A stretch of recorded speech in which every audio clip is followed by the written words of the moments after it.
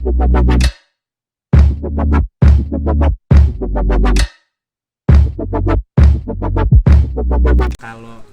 Kang Ari J, Kang Ari G, sama Kang Anto, gitu kan. Nah, selama ini sebenarnya pernah nggak sih gaul sama teman-teman disabilitas gitu? Iya dong. Segaul apa dengan mereka? Ayo, saya tantang. Kalau Dari Kang Anto mungkin. Ya, Ya. saya udah gaul di sini dengan Kang Jack terutama. Kalau dijawab ya udah. Dan kita bukan seminggu 2 minggu kenal ya, 3 minggu kita. 3 minggu. Udah menjawab banget Udah itu. menjawab. Dan hebatnya dengan Kang Jack saya yang itu lepas semua kayak ya bukan lagi ngobrol dengan siapa-siapa gitu. Ngobrolin film aja kita udah langsung nyambung gitu kan. Ya, itu Mantap. dia mantap sekali gitu kan. Otomatis nggak ada pembeda sama sekali sih bagi saya sih. Iya, kalau saya juga memang dari awal kita kan di sini kebetulan memang banyak juga para pelaku senian juga yang memang handicap ya, jadi Disabilitas. Jadi kayak mantre ya, mantre ya perupa. Dan saya dari dulu dari sebelum milenium aja sudah. dan bahkan Kang karena eksistensi mereka itu kita nggak pernah Iya. berpikir bahwa mereka itu disabilitas. Sama sekali enggak. Betul. Kita tidak pernah ada pembedaan seperti itu. Apalagi setelah kita juga bergaul sama kembali lagi ke Lombok Care, di sana juga karena dia peduli dengan kesenian menjadi bagian daripada yang tidak terpisahkan dengan dunia anak-anak disabilitas di sana. Jadi artinya saya bergaul sama mereka juga gitu ya. Mau perupa, ada bahkan penyanyinya juga ada yang tunanetra juga dan sebagainya, dan bahkan selama ini ada beberapa panggung tertentu yang kita memang sering bareng juga gitu. Jadi memang bareng. Dan bagi saya sudah tidak lagi melihat sisi itunya gitu. Jadi keterlibatan teman-teman ini memang karena memang karyanya juga yang harus diapresiasi gitu ya. Sudah tidak masalah. Jadi kalau selama ini yang saya pengalaman saya lah begitu. Oke. Nah, malah yang lebih dipertanyakan itu orang yang dalam kondisi dia itu tidak memiliki kekurangan apa tetapi tidak melakukan produktivitas apa-apa, itu yang jadi soal gitu. Ya.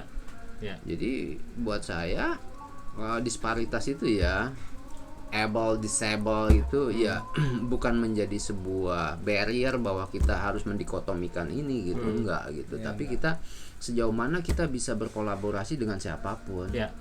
Nggak ada tuh mindset gitu untuk. Bahkan ketika masih ketemu sama Pak Mas Hari itu udah masih jag-jag ya, masih luar biasa. Ya. Buat konteks aja Pak Masyar itu salah satu legend lah ya. Kita akuin deh. Pak Masyar itu salah satu legend di Lombok.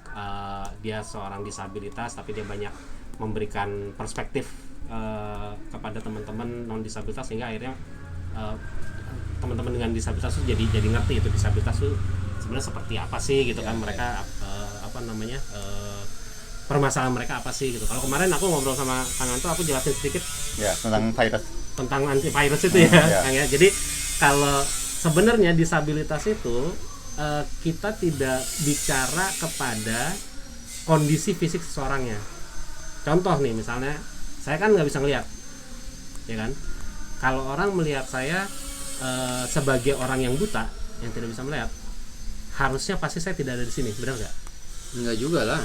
Nah, karena orang melihatnya ke fisiknya. Kalau Kang Ari melihatnya adalah aku sebagai seseorang yang punya kemampuan.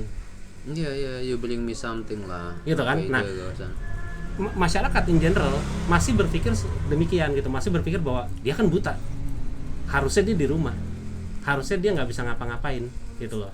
Itu yang itu yang masih terjadi di masyarakat, karena mereka ngelihatnya kondisi fisiknya yang harus diperbaikin dulu, dia harus bisa ngelihat dulu baru bisa pergi kemana-mana.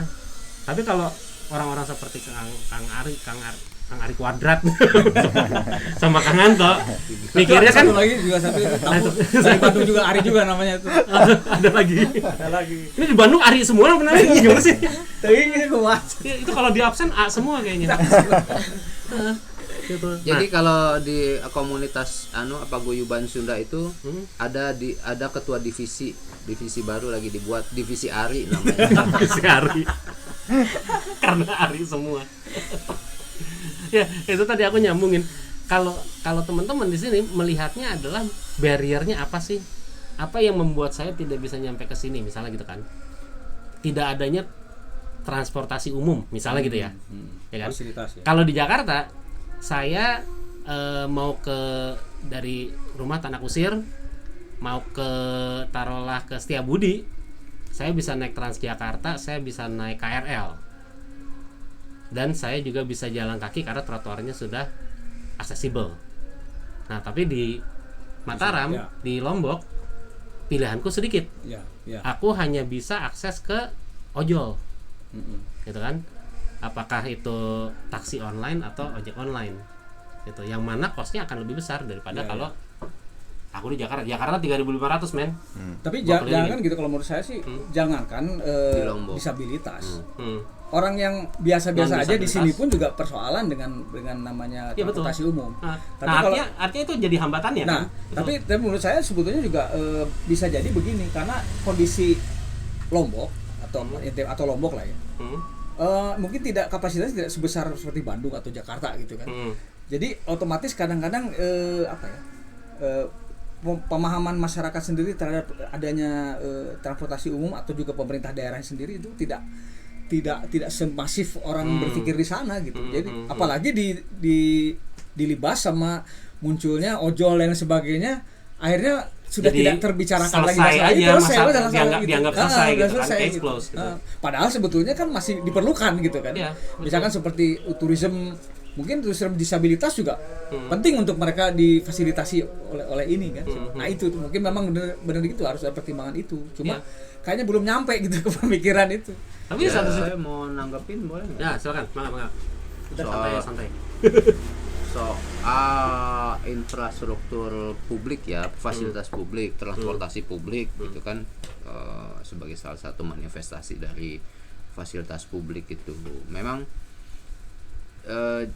yang tidak boleh kita lupa itu adalah bahwa kota-kota besar di Indonesia termasuk Mataram ini itu didesain oleh Belanda gitu kan. Bandung juga termasuk seperti itu, Jakarta dan seterusnya gitu, sehingga pada zaman ketika desain, kalau bahasa sekarangnya tuh rencana tata ruang, rencana tata induk, ruang. itu kan belum terpikir oleh mereka gitu. Jadi mereka hanya membatasi pembagian ruang-ruang di dalam pemerintah, di dalam administrasi itu menjadi ruang pemerintahan, ruang bisnis, dan kemudian juga tempat tinggal masyarakat gitu kan. Secara umum seperti itu gitu. Nah pada saat itu kan belum terpikir bahwa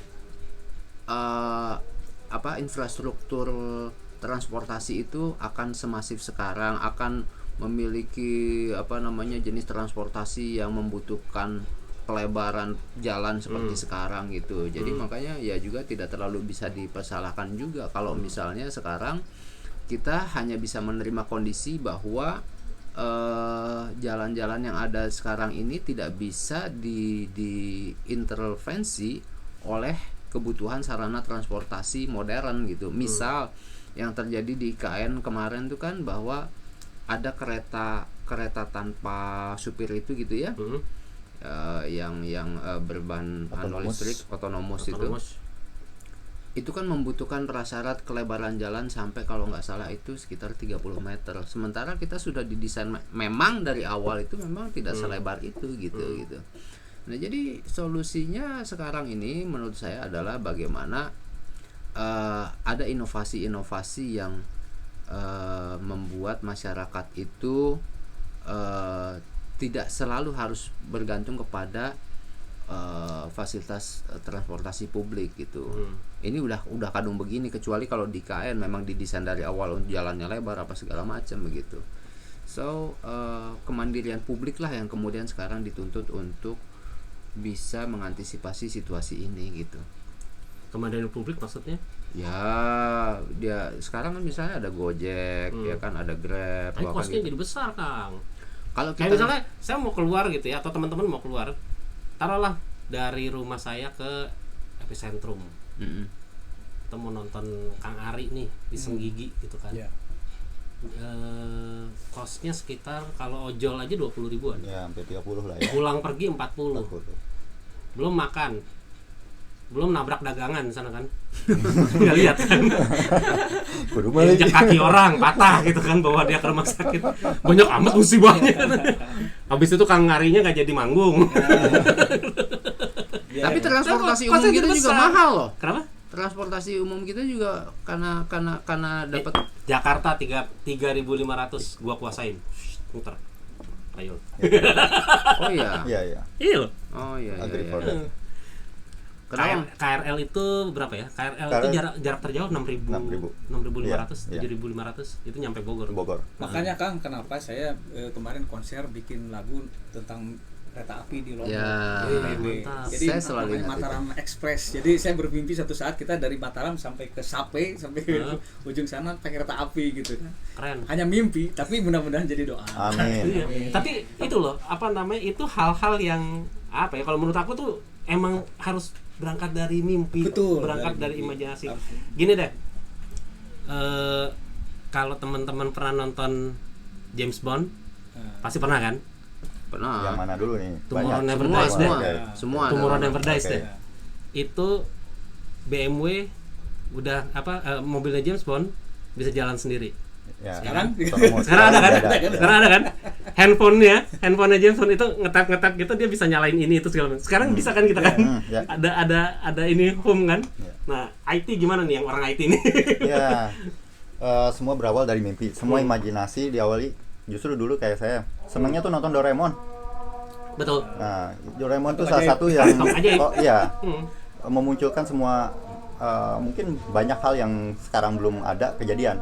Sama kayak The Simpsons, malah sampai ada Prophecy of Oh iya, The Simpsons iya. kan, gitu. The Simpsons Yang masih- dulunya masih kayak handphone, di sana digambarin udah touch segala macam, di Simpsons belum ada zaman itu kejadian gitu kan. Nah, tadi diskusi yang tadi sebetulnya balik lagi what is the solution gitu ya untuk salah satunya untuk disabilitas.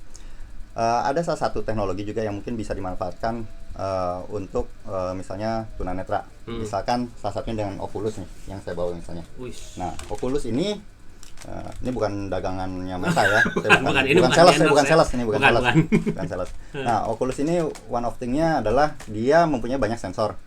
Nah, dia ada sensor buat mata dan dia juga ada hearing. Dan dia, nah ini Kang yang dipegang ini, nah ini tuh bisa jadi sebagai tongkatnya sebetulnya kalau bagi Oke, disabilitas. ini gue megang Joystick buat, lah, joystick. Buat temen-temen yang nggak ngeliat juga penonton gue, ini kayak joystick, Kayak joystick kiri kanan. kiri kanan.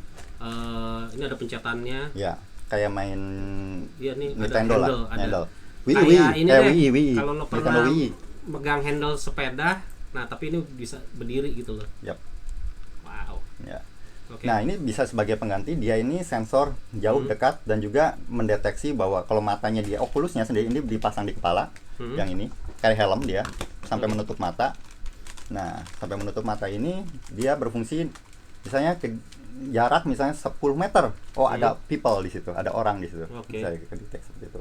Dan yang tadi joysticknya bisa aja nanti berfungsi sebagai pengganti tongkat, ya kan? oke. Misalnya jarak berapa dan hearing dari sini, dari telinganya bisa Dari ada. telinganya. Dia ada headsetnya juga. Mana sih ininya? Oh, ini.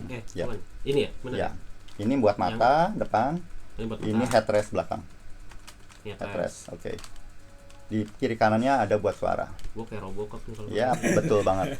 Nah, this is one of the solution lah untuk itu. Gitu. Tapi again, Pricey. pricey. Yes. Oculus tuh keluaran apa sih kan? Oculus. Meta. Oh, Meta ya. Asalnya Oculus punyanya mau Oculus dibeli sama Facebook. Hmm. Facebook kan bikin perusahaan besarnya Meta kan. Kan kemarin juga lagi rame tuh ada yang Apple Vision, Yap. ada yang Oculus, ada Google Glass juga ya. Yap. Google Glass. Yap. Google Glass mati suri lah. Oh, udah mati. Mati. Google Glass. Innalillahi wa inna ilaihi raji'un. Ya. Itu salah satu solusi lah untuk bagaimana teknologi bisa menjembatani disabilitas. Salah satunya itu. Nah, balik lagi yang tadi soal virus antivirus yang nggak jadi tadi Oh, iya. obrolannya.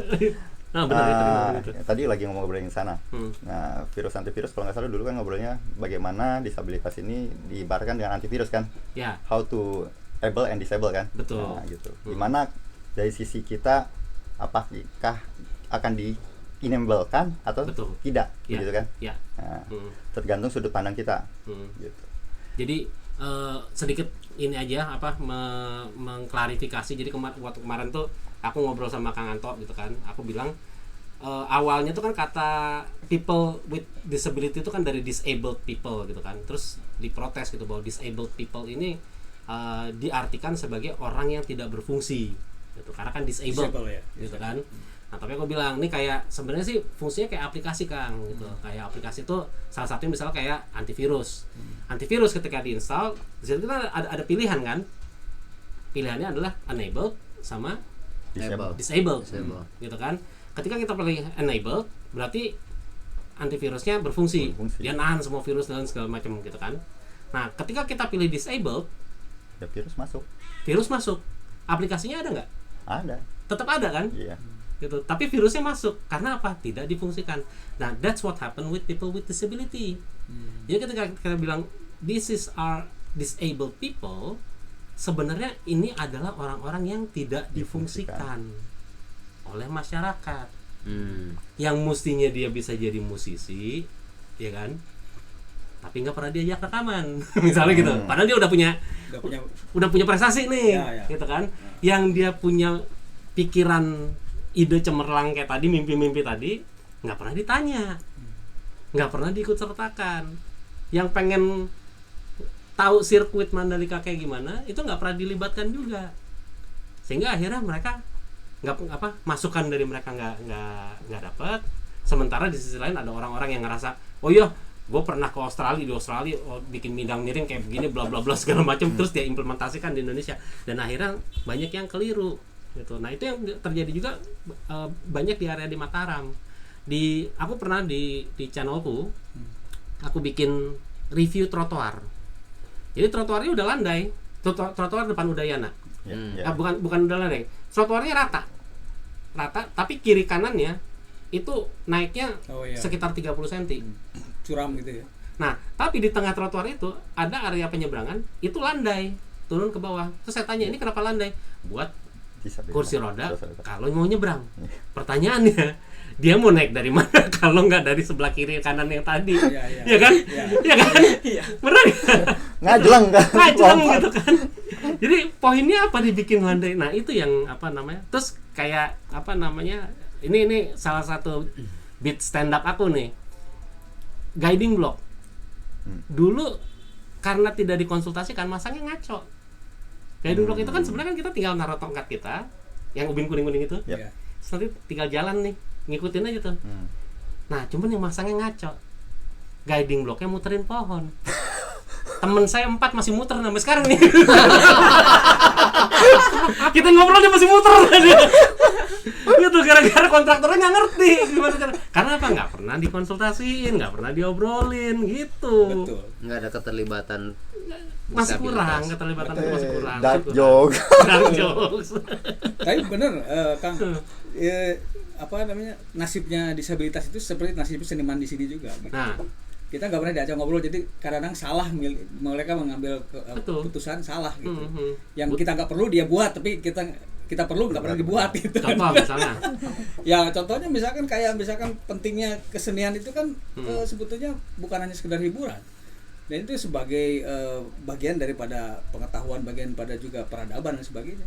Tapi tidak pernah dikasih anggaran yang benar untuk misalkan ada sharing, ada workshop dan sebagainya, itu nggak ada dananya untuk hal seperti itu. Kalau di Mataram ini ada nggak sih Kang sanggar yang sudah ibaratnya standar seniman deh sanggarnya? Nggak tahu saya. Nggak. Maksudnya gimana nih, standar gimana nih? Nah, aku juga justru pengen bertanya gitu. Artinya apakah kan sebenarnya gini, yang paling kedengeran lah ya. Artinya pasti kebutuhan dari seniman banyak. Tapi yang paling kedengeran kan adalah kami butuh sanggar, kami butuh tempat gitu kan. Nah, apakah tempat itu tuh sudah mumpuni gitu loh? Misalnya secara auditorium gitu ya. Atau mungkin itu tadi gitu secara sejarah juga sudah bisa secara fasilitas mungkin ya. Secara tapi bangunan. secara dialog komunikasi nggak pernah terjadi gitu.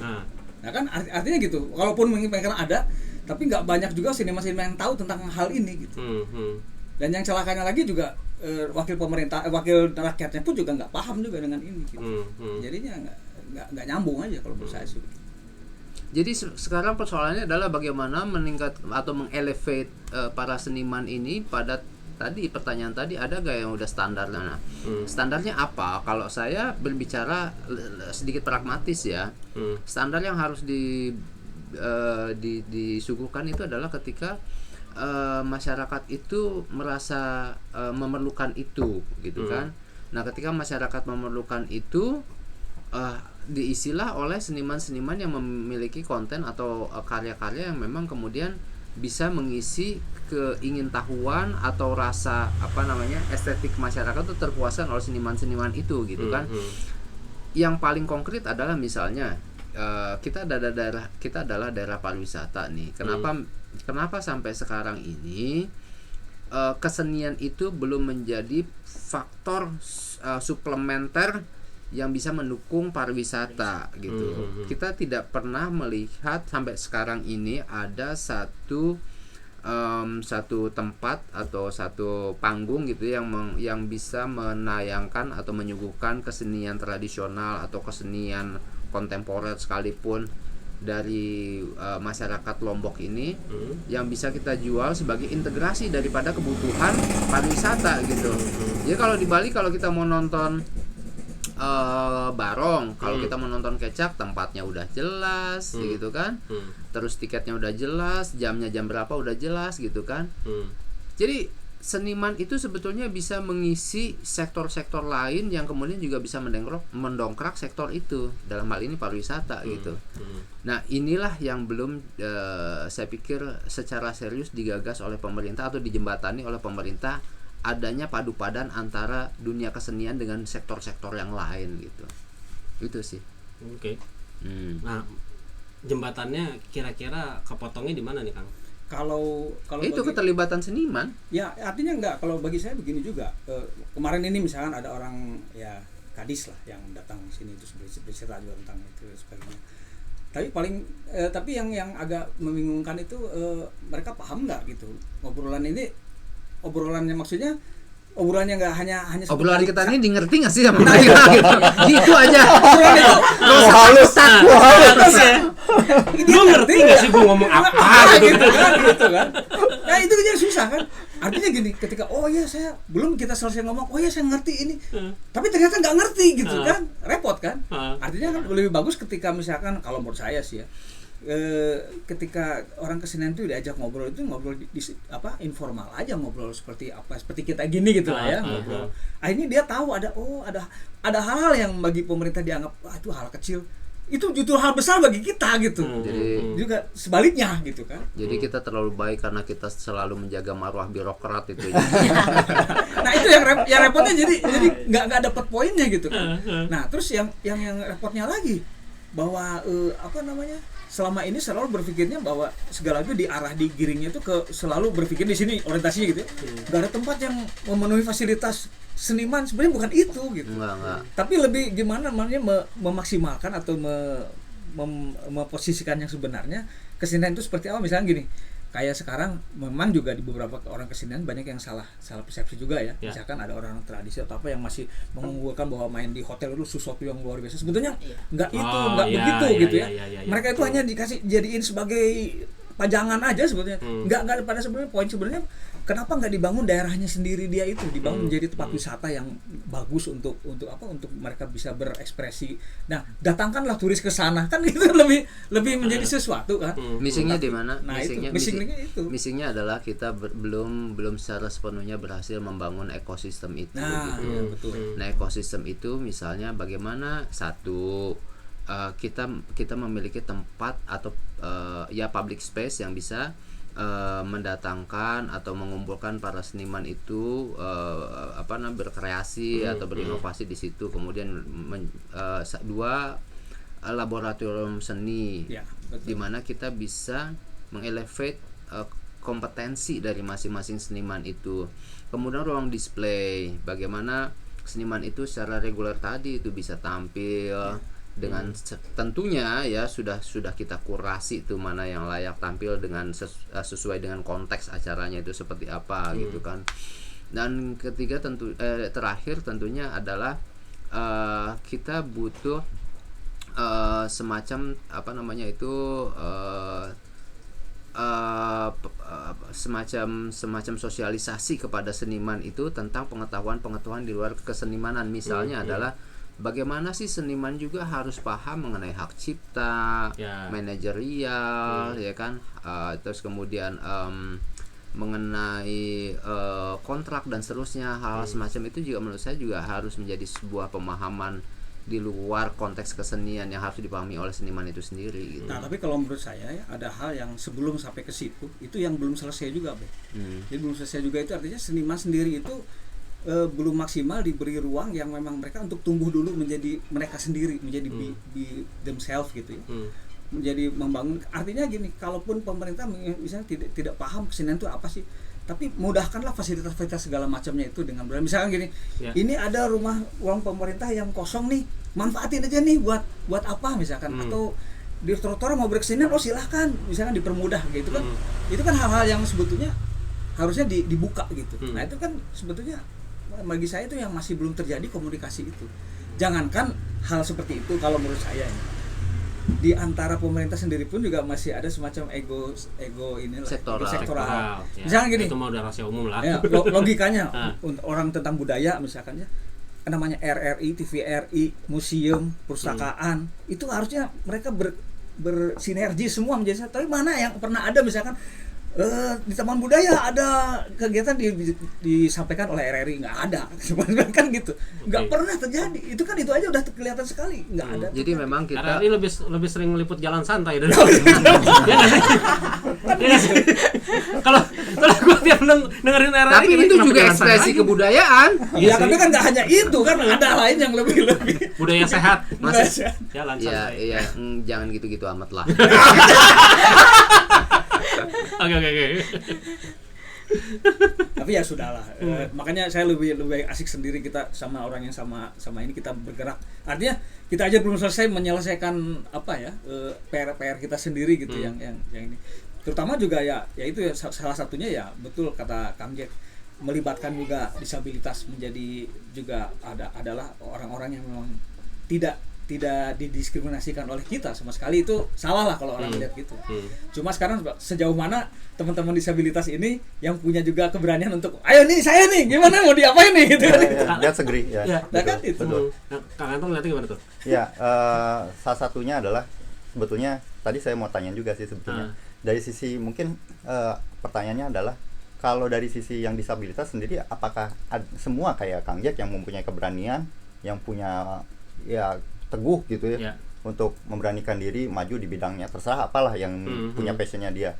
Kan nggak semua juga gitu. Kadang dia juga mohon maaf, mungkin kayak dia udah kayak terjerambab di pikirannya bahwa saya nggak bisa melakukan itu, saya susah karena saya disability gitu kan. Gitu. Nah itu pertanyaannya. Kalau semuanya mungkin dengan mindset sama kayak Kang Jack yang punya keteguhan gitu, mungkin terbebas dari stigma yang kayak gitu gitu. Nah yang kedua adalah peran penting dari komunitas menurut saya. Komunitas ini bisa menjembatani yang tadi blok antara pemerintah dengan entah seniman kah, entah pelaku apalah gitu ya. Disitulah peran penting komunitas. Kalau dilihat di Lombok sendiri sebetulnya komunitas sangat berperan penting. Kalau di Bandung misalnya ada yang dulu sangat saya kagumi adalah di klub jazz yang selalu saya bilang. Itu Dwi Cahyayuniman itu tanpa pamrih berkorban jiwa raganya untuk mempopulerkan jazz. Ya pemerintahnya kan bodo amat, nggak penting menurut dia jazz. Ya sama hal yang mungkin kayak gitu tuh. Nah community ini salah satu penting yang bisa menjembatani antara disability, pemerintah, atau misalnya nggak perlu pemerintah, udah based on community aja bisa hidup gitu. Yang memberi semangat, memberi jalan keluar gimana cari rezeki, gimana cari pengetahuan yang baru gitu, yang kayak gitu sih. Menurut saya itu dua hal. Yang pertama keberanian dia, yang kedua komunitas harus dibangun.